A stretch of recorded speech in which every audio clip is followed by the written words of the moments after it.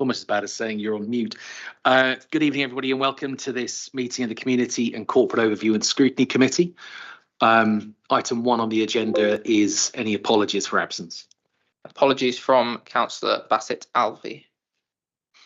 Okay. Item 2 is to approve as a correct record of the minutes of the meeting of the 12th of November. Does anyone have any questions to raise or errors to correct? If not, I have a show of hands to accept. Thank you very much. Next item is declarations of interest. Does any member have any interest to declare in any of the items on the agenda tonight? No. Next two together, public question time and member question time. There's no public or member questions, Chair. Great. In which case, then we will move on to the local transport plan 4. Members will obviously note that this report still has the name of our dearly departed colleague and friend, Councillor Paul Fishwick. And I think it was wonderful to see the level of kind comments and positive thoughts and humorous stories being mentioned at full council last week. I know that the local transport plan and all matters of transport were important to Paul. I think it's fitting that we're looking at this evening as the sort of the outcome of all of the work that he had done to get to the report to this stage. So with that in mind, I'm going to hand over to Stephen. You introducing this first? I wouldn't go as far as to say introducing it. I think I'm here really as a very poor substitute for Paul. As you know, Paul has been replaced by Martin Alder, who will no longer be a member of your committee as a result of that. But Martin has another engagement. He's chairing another meeting elsewhere this evening. So I thought I should be here, not so much to introduce and present, but to listen to any points raised and try and answer any questions that may be of a more political as opposed to technical nature.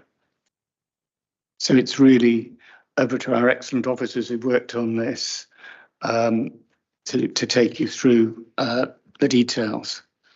Great, thank you very much. Welcome, Rob. Thank you. So I'm Rob Curtis, as I think most of you know, and this is Alison Floyd, who's been helping us in terms of supporting putting together the LTP. I was just going to quickly run through what's happened since our last overview and scrutiny meeting. So, as you know, we met here in October last year. We had quite a few comments which fed into the draft, which we then took to consultation after approval from executive. So since then we've been through the consultation and we've done some further work internally, particularly with public health and some of our adults and children's services, just to make sure we've got everybody covered across the whole council. And based on that, we've included in our paper the consultation report, which covers a lot of the changes that we've made to our actions following the consultation. And now we have a final draft, which we think is ready to go for final adoption following comments from yourselves, and then through executive and then on to full council in March 2025. So if there's any specific, if you want me to go into any more detail, but I think, do we assume people have read paper? Is that okay? I think it's just worth reiterating that this has been subject to public consultation. Some quite detailed comments came back, and as far as I can see, the report before you has taken full account of those comments and tried to take them on board, and there've been some adjustments accordingly. Yeah, so and one thing I should have added before I finished was so when we came here in October, we talked about the initial consultation we did, had 700 responses, and we all felt that was quite a low response rate. So this time we really pushed it. We held 3 public consultation events. We put the document out in libraries, doctors' surgeries.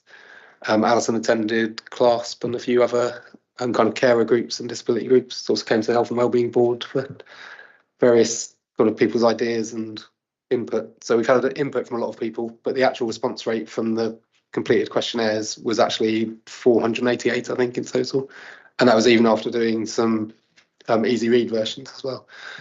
So we feel, although that is still a relatively low response rate, it's partly the nature of the document. I think there's nothing in there that has really upset anybody, because we found where we've done other consultations in the past that have been more controversial, we do get a much higher response rate. So, well, that's a good or a bad thing. I think that's kind of why we are where we are in terms of the response rate. But I'm sure that will probably come up in questions. Good evening.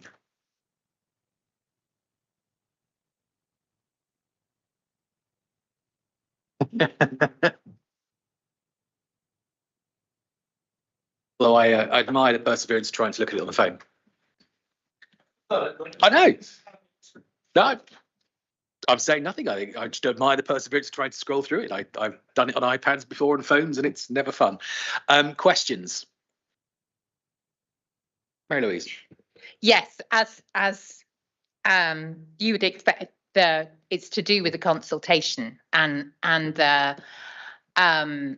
I'm sure it's a protected matter, but I suspect, knowing WSP, that this wasn't cheap, and it's a lot of money to spend for what, 0.2% response rate. I mean, for the whole.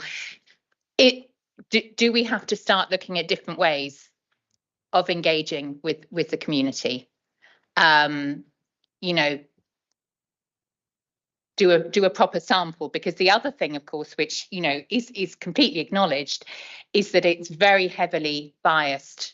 The response rate is very heavily biased to our older community members who have a position and, you know, are more likely to respond. So I'm just saying, you know, I'm really, you know, I acknowledge that you went out and you sought, but we have a repeating pattern with consultations where the response rate is very low, and maybe we should be looking at other ways of doing it. You know, do a sample. Yeah, I mean, you know, we have a relationship, as I've said, with Reading University. We could engage with some of the students who are doing research methods and so on. It's just that this is not, you know, something that I would feel comfortable basing a decision about, let alone saying that this represents the engagement of the community. Sorry. You're raising an extremely good point, Mary Louise, that has much wider applicability than to this particular item. But you'll be pleased to know that we are very conscious of the limitations on the current way in which we consult. You're absolutely right that all of our consultations are heavily skewed towards the 60 plus age group in terms of responses. That's the nature, I guess, of the kind of consultation methods we've used. We have pioneered, and a lot of this is through the community vision work. I was in a meeting on that just before this, where we realised that in order to get a more accurate representation of the views of all segments of the community that was properly representative, we needed to think about supplementing what we do with different ways. And some of the points you raised about different techniques we are looking at, we're trying to develop a new consultation strategy. So going out to reach those hard to reach groups and actually engaging with them in their own locations, having effectively sessions with groups that we have identified as representative. Maybe that would include, you know, focus groups and things like this, where we've selected people on the basis of getting a proper spread of all of the different interests and ages and social backgrounds in the community. We have also started to look at the very concrete suggestion you made of using Reading University and its students as part of this. And part of our work with Reading University and our strategic partnership with them is exploring exactly that. So we're very conscious that your point is an extremely important one, and we do need to try and find ways of addressing it. I hope that helps at least assure you that we're on the road to addressing your problem. We haven't quite got there yet. I think just to add to it, I mean, when I look at it from my own ward's perspective in Woking and without, I mean, we had sort of 17 responses. I had an email from the clerk of Woking and without Parish Council last night that says the report doesn't show it of the submission that they made from the report as well. So I'd like to understand if that was received and if it was just too late for it to be included in this report, because they were quite vociferous that they had made a submission. My biggest concern, I think when I look at it again through the lens of my own ward, but I'm sure this will apply to other areas, is that 6% in the younger age group of 29 or younger, which is the ones that are, you know, when I look at people travelling to school, travelling to work in that age group. I mean, I know that the bus service in my own area to get from Crowthorne into Wokingham town centre it's easier to go via Bracknell in many cases, and I think it's providing. I was talking to a group of people last weekend about they're finding it easier to find employment opportunities in Bracknell because the connectivity from Crowthorne into the lexicon is far easier than it is to get from Crowthorne into Wokingham. So I think, you know, to Mary Louise's point as well, I think we have to find a better way, because otherwise we end up with a local transport plan that's influenced and shaped by sort of 50-60% of people over the age of 50. And I think it's that younger age group where we're looking at barriers and entries to work. I mean, it doesn't just apply to the 29 category, but, you know, 16% of people under the age of 39 have responded. I think we do need to put some serious thought. And I know I hear your comments and I'm glad to hear them. I think we do, across all that we do, need to find a way of engaging or finding better ways of engaging with especially that younger community. Well, that younger community that you've just highlighted, Mark, is the really difficult one to get to. They're often busy with work lives and don't engage with any of our formal consultations online, or very few of them do so. What we tried with the community vision, which I think could possibly offer a way forward, is we had, although it is somewhat labour intensive, we had volunteers in the leisure centres where we can reasonably well assume that we're going to get a larger number of people in the younger age bracket, actually engaging with people there and talking with them, trying to find different ways of engaging that don't involve, will you go and fill in this online survey or answer these questions online? And if you can do that, it can work. Okay. Yeah, just a couple of things.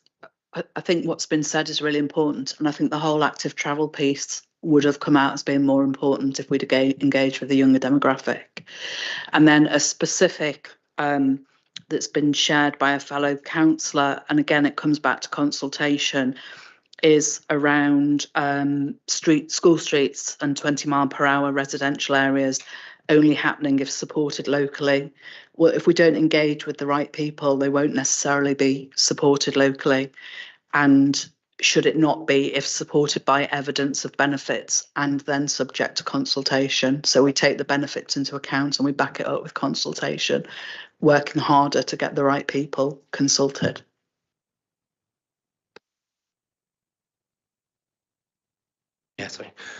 So just quickly, so on going back to Mark's point about Wokingham without, I'll look into that because that's a bit of a surprise. It should, if it came in on time, it should be in the report. You're absolutely right. But yes, the other point we briefly mentioned, we held these on street kind of events, one in Woodley Town Centre, one outside Wokingham train station, and one in Twyford. I think we think around about 200 people. Especially we held one around school closing time, so we got a lot of the kind of younger people that we engaged with. Most people handing out sweets, but we managed to get people to come to us and talk to us. So although we took some notes there and gave them the link to the site, so some of the notes that we took, we obviously fed into our response, but obviously they didn't go ahead and fill in the actual report, which is that point, I think, and the work that Alison made. I don't know if you wanted to comment at all, but. Yeah, we went to the university, we went to the business parks, we emailed every single school, I spoke to every single school, it went out in school newsletters, it went out on school social media. But other than actually being able to make people fill the form in, It's and I offered assemblies for all of the schools of all of the ages across the entire borough as well, and no one took us up on it. But the workshops you held, you did Yeah. have some good feedback. Yeah, and we held lots of workshops with community groups. I think it is worth. Sorry, Mary-Louise, just a quick comment. I think it is worth adding that despite the obvious skewing towards the 60 plus in this consultation, as in all others, what is striking, going back to Jane's point, what is striking is that none of the proposals elicited less than twice as many people in support as against, including the active travel proposals. So where you might have expected perhaps older people to be less sympathetic to active travel, we're still getting, even with the inbuilt bias in the consultation sample, we're still getting twice as many people in support as against. Now, that is quite telling in a way. So that's quite encouraging, I feel.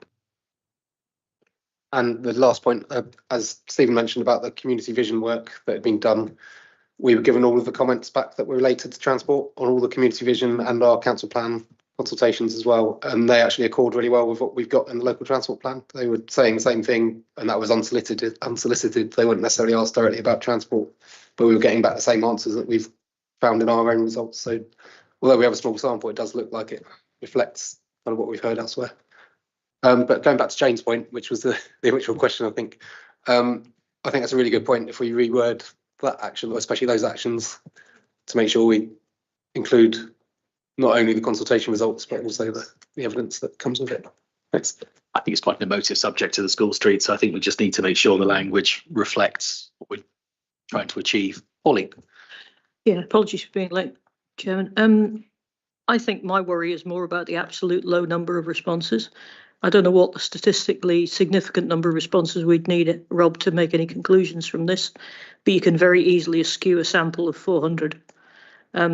I agree that the age groups are a bit skewed as well, although we should really on these bars show how many people are 29 or younger in Wokingham and how many people are 60 or over in terms of percentages as well. It's 15% between 20 and 34. So I'm sure it is. I'm sure it is. But I think that would help before, because the other problem with your bars is they're not all the same size. So 29 or younger is quite a large number in terms of age, and 60 or older is quite a large range in terms of age. The bits in between are all 10 years. So even the way the graph's done doesn't help. So I think it would be useful to understand the age profile of the borough as well as the actual numbers, or plot it in some better way that doesn't have two great big buckets, one at each end and lots of small ones in the middle. But I think my worry is that the total number is far too small, I think. Do you know what number you would be comfortable with to be statistically significant? I don't have a number myself, but from the people that did the consultation analysis, they felt that it was a statistically significant number. I can find the kind of ranges that they gave us, but if you could find the calculation, that would be useful. I'd like to see it. Yep. Because it does sound like a very small number out of 120,000 or whatever it is. Doesn't sound very statistically significant to me, but it might be. It is a small number. And I think the fundamental point is, how do we get more people to engage?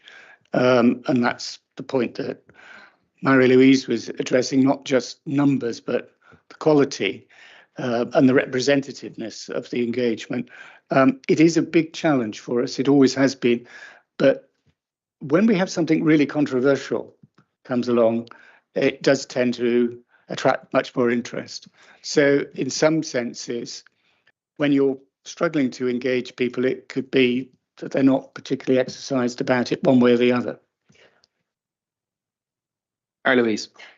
Sorry, we could go on, or they don't believe that their answers will have any impact. Yeah, I mean, which is often the thing about statistical significance. You could, I would be very happy with a sample of 488, but this is not a sample because this is entirely self-selected. So if you're going to go for these very low numbers, you can do a sampling to make sure that you get I mean, there are technical ways that you can do that, and I'm kind of surprised that, given that this has been such an issue for so long, that your consultants haven't thought about moving that.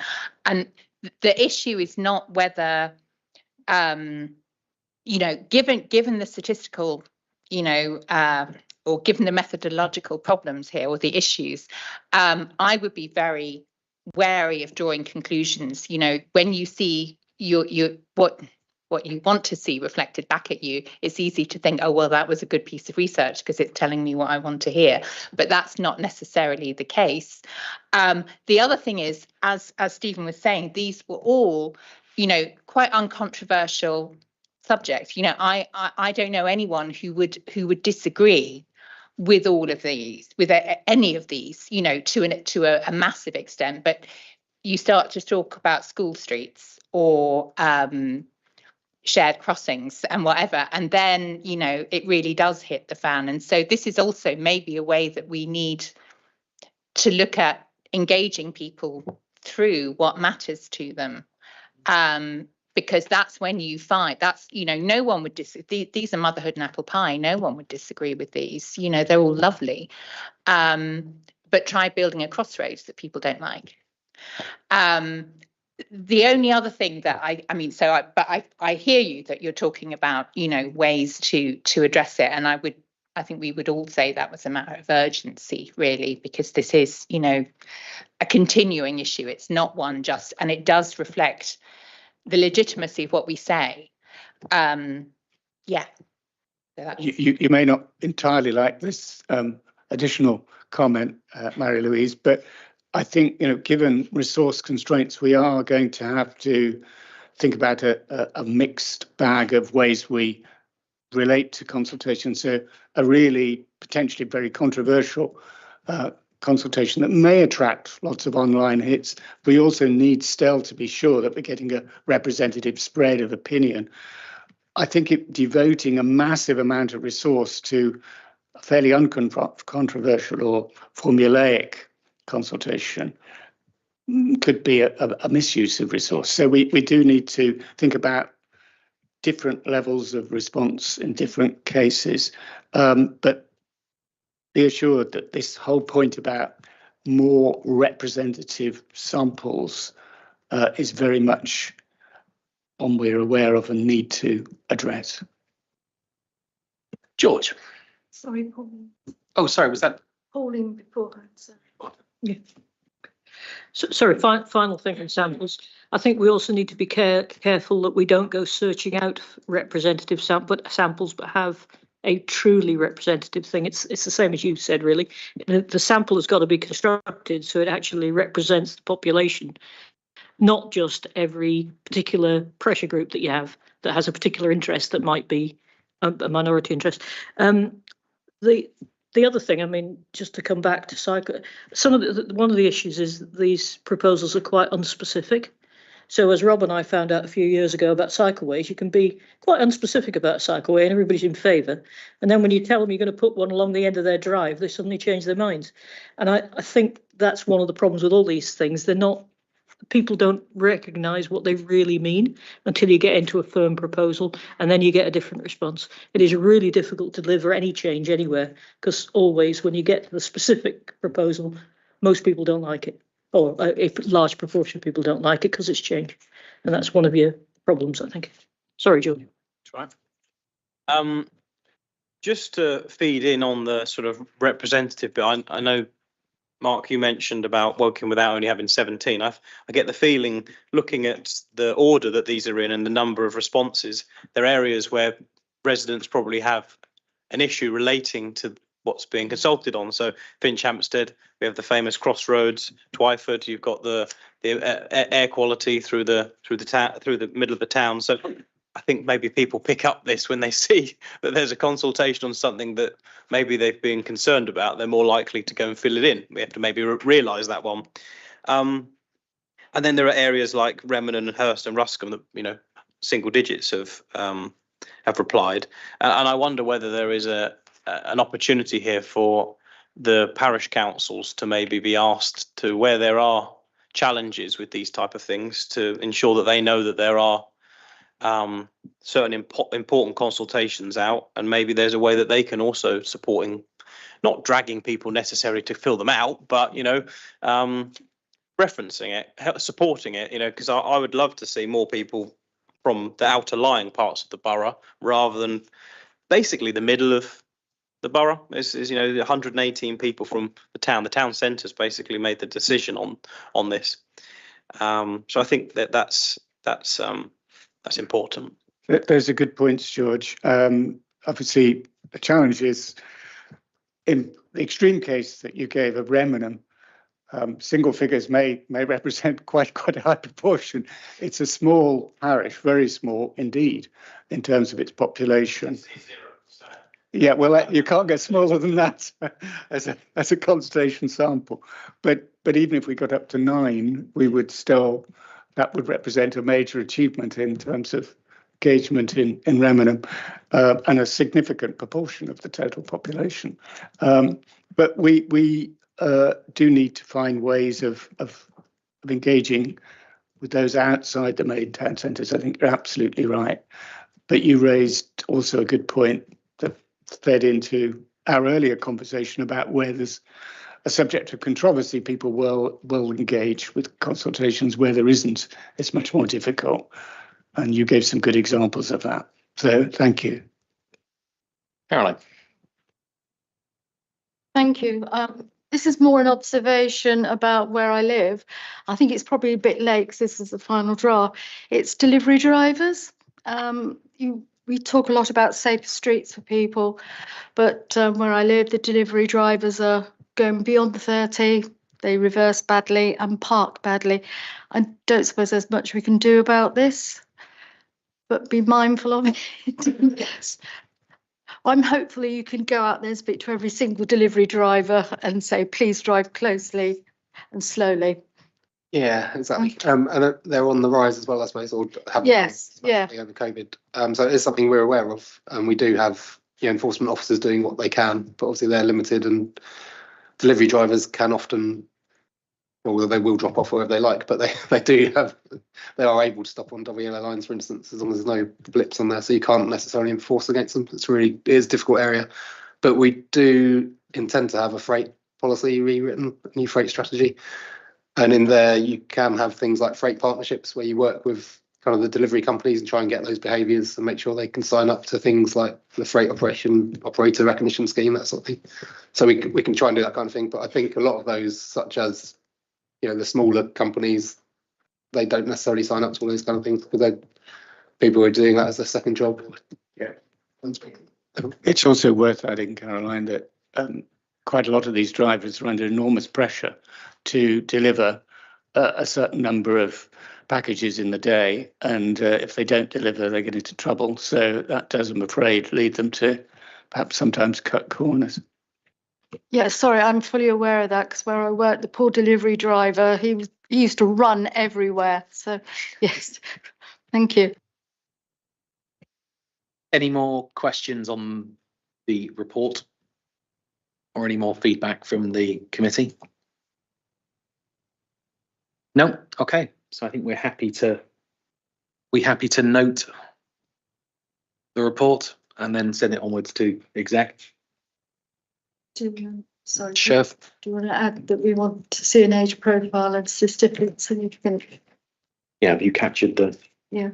Thank you. Just show of hands, all in favour?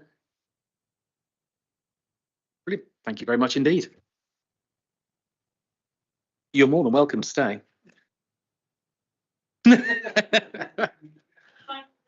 Yeah. Yeah. One of these days.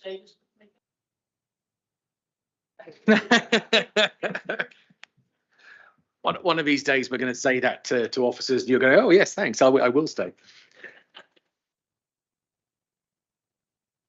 Right. On to the next item, which is the contract update for 2026.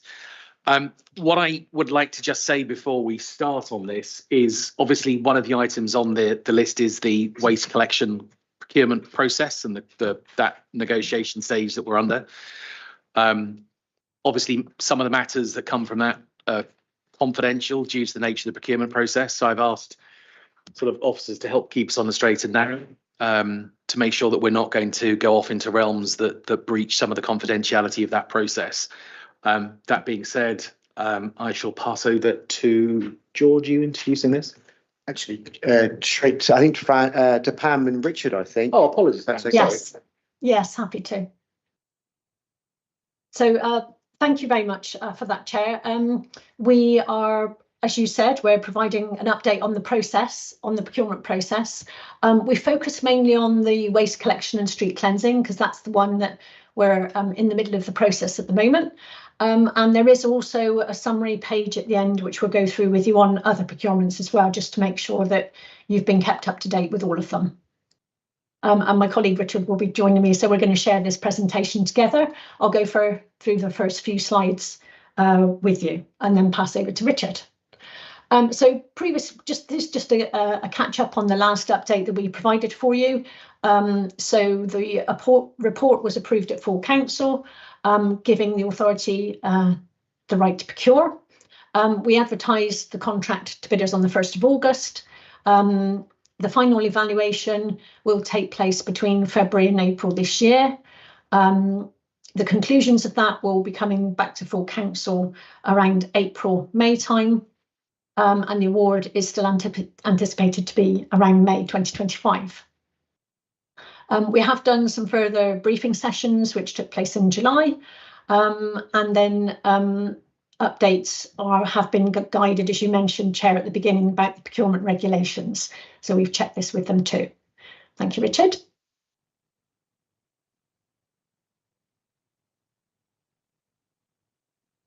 So these are the overall service objectives. I don't think any of these will be a surprise to you, but this is just a bit of a refresh as to what we've gone out and shared with the bidders. And financial savings and value for money being one of the keys to all of this, and that's been discussed at length with the potential bidders. We've also talked with them about the existing low number of complaints. We've talked to them about the requirement to provide social value as part of the contract. We've also explained about how we want to gain more service efficiencies and find better ways of working. We want to reduce our carbon footprint. We want to reduce the overall levels of waste. And although the disposal element of this is not in this contract, obviously that is prime to the collection at the doorstep and how that impacts on the disposal. We're also wanting to ensure, can we go back, Richard? Thank you. He's keen to progress. We're also providing a good performing service for our residents, and we want to ensure that gets maintained. We're aligning with new legislation and making sure that we're fit and prepared for the future. And we're also keen to continue, given your most recent discussion as well, resident buy-in and engagement in order to reduce waste and continue to increase our recycling rate. Thank you, Richard.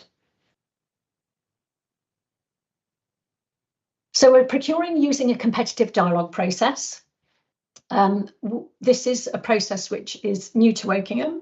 It provides the council with a collaborative and flexible approach. So what it does is it allows us to actually sit and discuss and debate issues directly with the bidders, and it allows us as part of that process to achieve the greatest value for money. And what it's also doing, having had the first stage of that process, it's bringing out innovations and new ideas.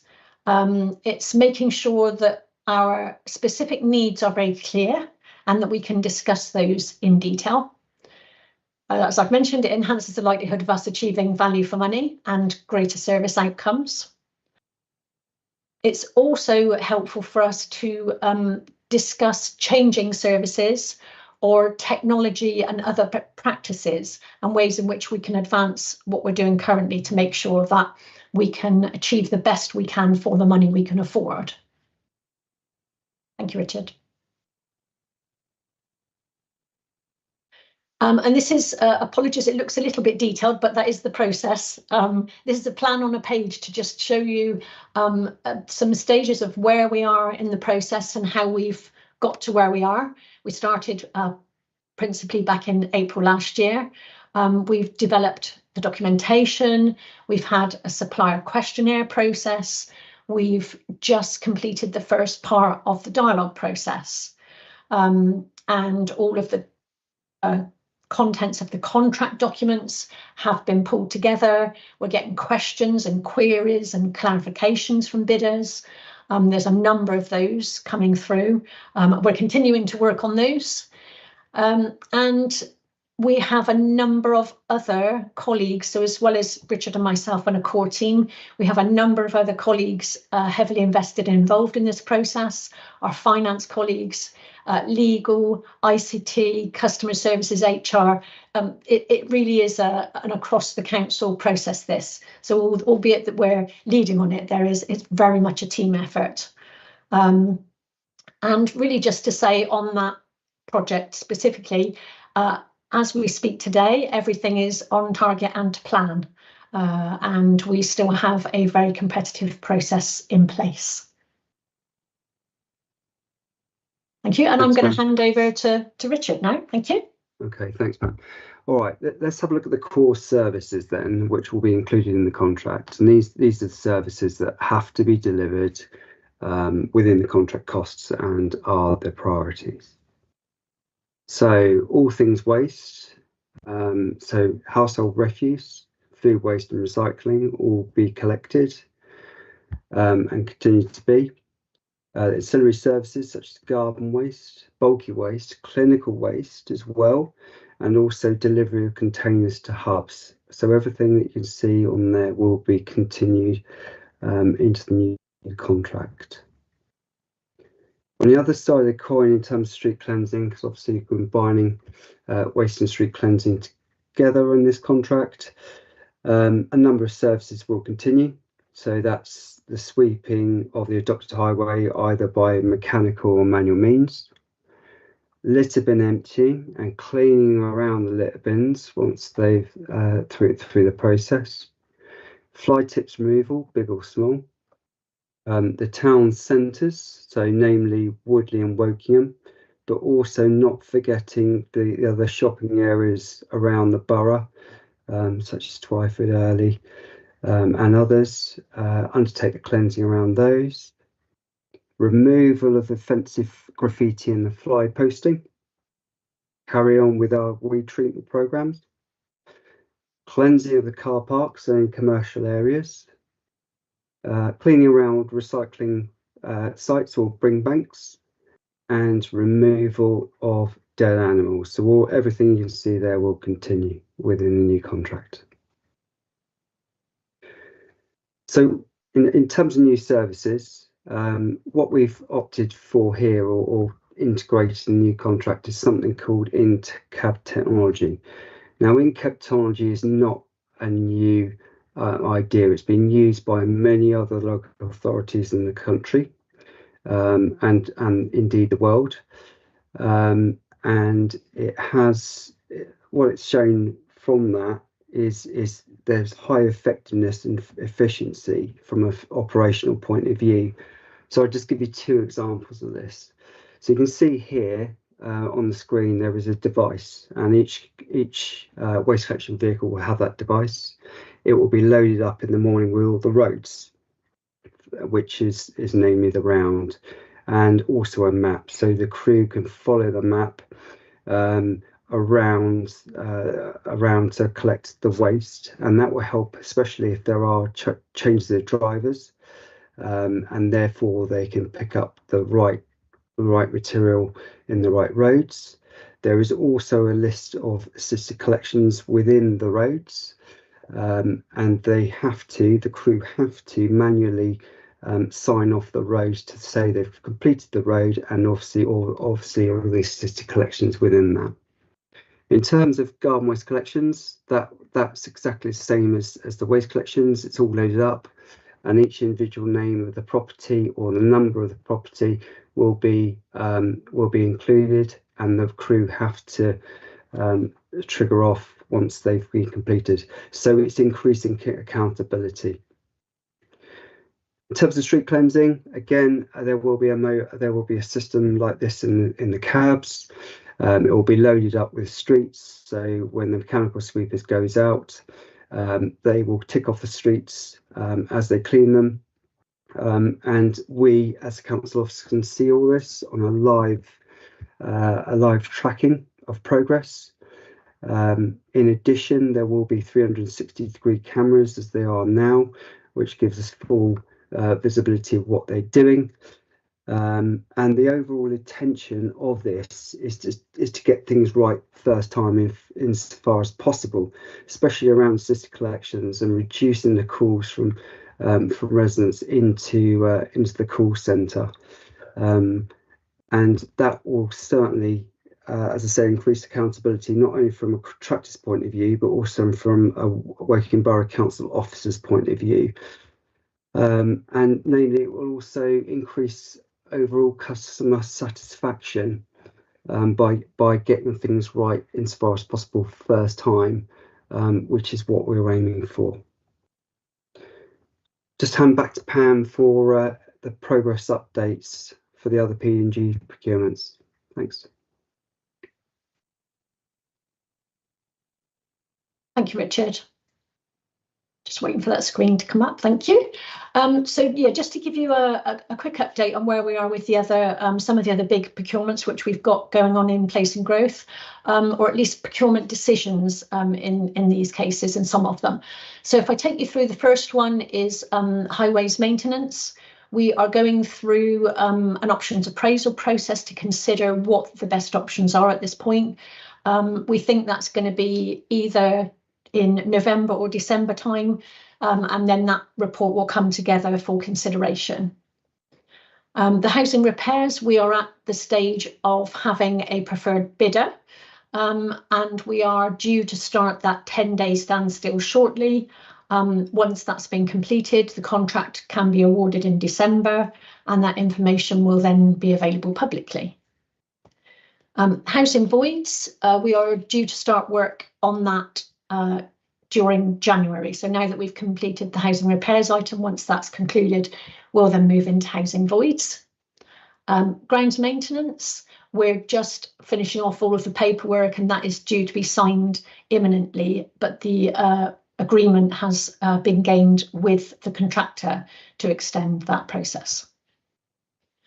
In relation to the domestic abuse support that we have with the contractor, the options appraisal, again, is due to be presented this month, if not early December, and that will be a decision then to be made regarding that contract.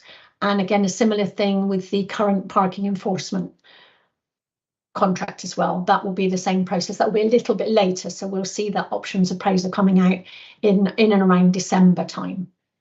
So that just gives a little bit of a summary of some of the other work that's going on. It's a busy period, but there's plenty of things happening and some progress being made on some procurements whilst they're going. But I'm very happy to take any questions either on the waste that we've just presented or on any of the others. Thank you for that. Pauline. Thanks. The one bit I didn't recognise in all this is the housing voids service. What exactly does that service do? So it relates to properties that have been vacated by one tenant and not yet filled by another. And during that period, it's often necessary to do quite a lot of repair and maintenance work. So I think it relates to that. So if it's repair and maintenance, why isn't it covered under the housing repairs line, the previous one? I don't understand. Well, the voids contract is different. I think Pam is the expert on all things contractual, so she might be able to help us out with this. I can certainly give you a bit of extra information. The housing voids, generally speaking, tends to relate to capital works. When the home becomes void, it usually requires a significant amount of works which cannot be carried out in isolation just with repairs. It will usually involve a number of trades all coming in to get the work done. Also, because we want to make sure our houses are void for as short a time as possible, they have a separate team that work on those in order to speed those up and get those available for allocation as soon as possible afterwards. So it's those two factors that make it different. So is that more like sort of maybe upgrades as well as just repairs. So, you know, It new very, kitchen, it very new much whatever. can be. Yes, okay. and often when the not all the time, but frequently with these voids, they perhaps are not in the greatest condition when they're passed back to us. So they often need a great deal more work than standard repairs. So you're right, it could be replacements and some very much larger pieces of work required in the home. Sorry, can I just ask a related question to that? So if we get a void back and kitchen work, bathroom work, etc., does that mean we're also looking at the same opportunity for upgrades for climate change, so insulation, etc., or is that done through housing repairs? So if we have an opportunity to be able to take a void, expend the capital resource on it, are we using the opportunity to make sure it's as green as we can make it for future residents, or is that done separately? That is outside of my field of knowledge, so I won't pretend to know the answer to that one, Chair, but I can certainly take that one away and find the answer to it. My understanding is that we do consider all of those whilst we're in that process, but I'm very happy to take that one away and find out for you. Pam is right. I think, yeah, there's a process that we go through to look at the property to see what we can do. There's a need to be quite speedy in this process. You don't want the property empty for long, and that's the turnover is really important given our housing demands. If we can put measures that improve energy efficiency, that's the right time to do that. Even the most basic stuff, replacing the insulation in the roof, in the roof void, for example, all that can be done in that as part of that process. If it's bigger, you know, more drastic, we may take a view about whether it's the right time to do that or not, but we'll review each case on a property on a case-by-case basis. Thank you. Pauline. Just on that subject, have you got a target void time, and what's your performance against it? There is a target. I can't remember what it is time, off yeah. the top of my head, but I don't know whether you know, Pam, but I know we have got that as one of our KPIs, but I can't tell you off the top of my head what the figure is at the moment. No, This is unfortunately, something I don't know that that to hand, but I will find that out for you. I can happily provide that. Thank you. Thank you. Reviews these figures regularly. Yeah, I don't Yes. remember seeing it at TLIP. Yeah. It comes up Oh, regularly. sorry, I'm thinking of Hague, not TLIP. Yeah. Yeah. TLIP views the voids and the voids speed with which we fill voids. I think that's the crucial thing. So if you're going to find which is important both in terms of Yeah. getting people in homes that need them, but also, of course, we're losing revenue for the housing revenue account if they remain empty. So thank you. If you're going to find the figures for me, that would be really good. And I think I'd like the target, and I'd like a graph of the deviation around that target so we can see, you know, if there's outliers that are a long period. That would be useful. Thank you. Mary Louise. Yeah, sorry, I think Rebecca would have them because I know that I was just frantically trying to put them in there, but I know that they are going down. I mean, like the target is being achieved, but the issue, as far as I understand it, to do with your question about consolidating the work, is that a lot of these voids are not anticipatable. Like they happen because of various things. People move out, family breakdown, blah, blah, blah. So it's not possible to gather all of your troops. And I think that also speaks to the separation of it from repair maintenance. Right. You don't you can't really anticipate voids. And so because of outsourcing, we don't have like people kitted up and ready to go. We have to bring that expertise in, and that, you know, is always, but as far as I know, in every single TLIP that I have been, the void levels have gone down. Some of them have been more, because they're not all voids are equal. You know, the house is left in a state where it simply cannot be, you know, put back into the internal market at any time soon. But like they have, you know, there is constant attention to it. Any more questions? Sorry, yes, about the waste collection rather than the void one. I mean, obviously, I'm glad to see social value is still there. I was just wondering about the one of the things that I'm concerned, and my colleagues are concerned about, is the transfer of the street cleaning teams from highways to whoever, to this new contract. And obviously there are risks of, fire and hire nonsense, whatever. I know that there were some severe problems in Sheffield where the council actually there was a strike after such a thing went on. So I would just put a plea in that be, well, not a plea or a demand, whatever, for that to be, a consideration, that is something that can derail these kinds of processes quite quickly. So something about the terms and conditions of the transferred workers and about union recognition and involvement. And just to underline the importance of the out of contract service request, that this has been something that in all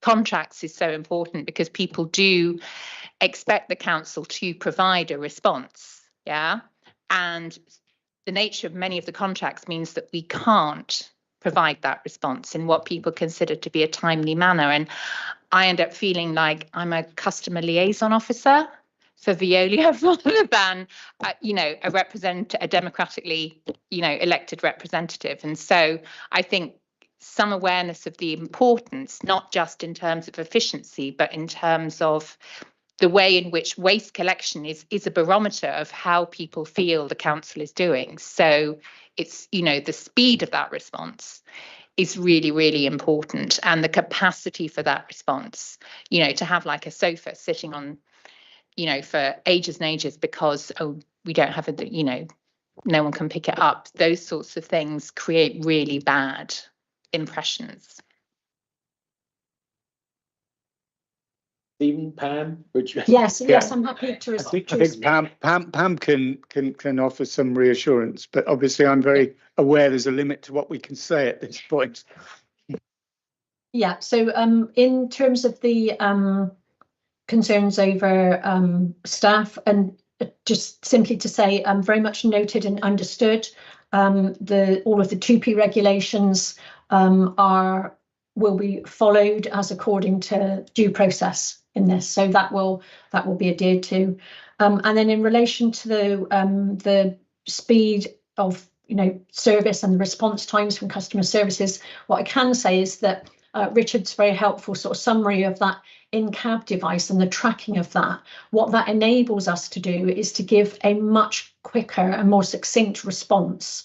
And also at the time, rather than having to get someone to wait and then get a response back and then tell you, the beauty of it is because the in-cab is live, and customer services will be able to see that, so they can actually give you the information from there and then. So there will definitely be that speed up and that difference and improvement in that part of the service. Great. Any more questions? No? Are we all happy? Stephen? One, I hope this is a helpful contribution. We are in the process of trying to organise all member briefings for the housing and highways contracts, which I hope will be helpful. Right, are we, with no more questions, are we happy to note the update from officers today? Don't see anyone shaking their heads. Okay, wonderful. Thank you very much indeed. Look forward to the next update. Right, moving on. Chair, could I just ask one question? I wondered if you were going to offer me the opportunity to stay on, because I'd be delighted to accept if you did. Okay, go on then. If you'd like to stay on, you're more than welcome. Oh, I'd be delighted. Thank you very much. Thank you. Just turn your camera off, I imagine. Question from Pauline. Thank you. It's not a question. I would just like to put on record our thanks to Richard and his team for all the things they've been doing to deal with the waste transition. I think they've done a fantastic job, and it's not always very easy. And I'd just like to put on record my thanks, certainly, for the amount of effort they've put in. Thank you very much for that, Pauline. I agree with you entirely, but also I think it would be worth thanking all of those involved in this contract renewal work and tendering work, because that is also incredibly complex. So Pam, Richard and all those involved, I think, deserve the council's thanks for their efforts. Absolutely. Sorry, Chair, I'd just like to say, it's just not the waste team. It's a whole load of other departments as well that's supporting us through the waste changes that happened in August and also 2026 contracts. So yeah, they know my feelings and fully appreciate it for that. Thank you. I'll pass that on. It's one of those kind of great unseen parts of what the council does. Yeah, you only see it when it goes wrong, and I think when you talk to residents about the huge amount of work, this is an invisible one that goes behind. All they want is the bin collected. But no, I'd echo Pauline's comments, Stephen's comments, and Richard's comments as well. I think that's been handled well. Looking forward to seeing the results from the change. Right, last two items. Work programme. Does anyone have any comments to the work programme? I just assumed you would. Does anyone have any comments on the work programme?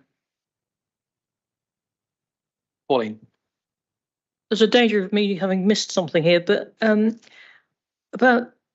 about 6 months ago, we agreed to do something on charitable investments across the borough, and you're looking at me blankly, and whether they were aligned with the strategy and whether they were cost effective and whether they were helping working borough residents and all that good stuff. Do you know when we're going to get that? I think that's at management committee rather than community. Thank you. Corporate. Do you know the date for that, Liam? Or maybe you can tell me offline. Neil's mouthing February at me from the corner. Oh, thank you, Neil. I always get these two scrutiny committees mixed up. I apologise. Any other questions about this committee, Pauline? So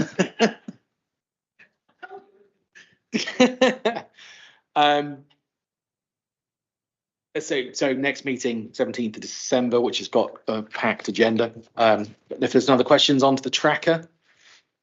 Any comments on the action tracker?